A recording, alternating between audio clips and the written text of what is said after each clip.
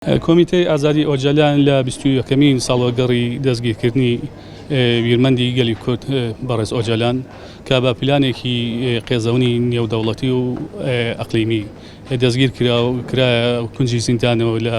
زیندانی تاکە کەسی کە هەتا ئێستا هیچ سەردانێکی ناکرێت. ئێمە بۆ ئەم مەبەستە ئەم پلانە محکوم و پرۆتستۆی دەکەین و هەموو ساڵێک لە کۆمیتەکەمان لە هەموو جیهان چالاکی جۆرە جۆر ئەنجام دەدات کە بۆ ئەم ساڵیش هەر بۆ مەبەستە ئامادەکاریمان کردووە کە لە هەموو شار و شاچکەکانی هەرێمی کوردستان چالاکی ئەنجام دەن، چالاکی جۆرە جۆر لە شاری سلەیمانی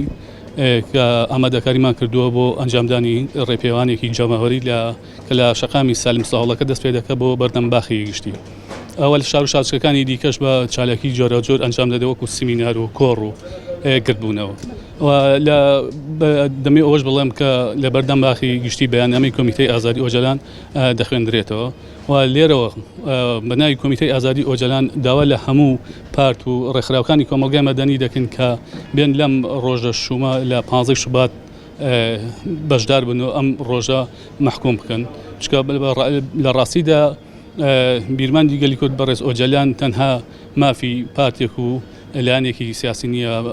مڵکی هەموو گەلی کوردە، ئەو تێکۆشاوە بۆ مرۆڤایەتی بۆ ئازادی. بۆیە پێویستە لەسەر هەمومان خۆمان بەرەکدار بزانین بەرامبەر بەو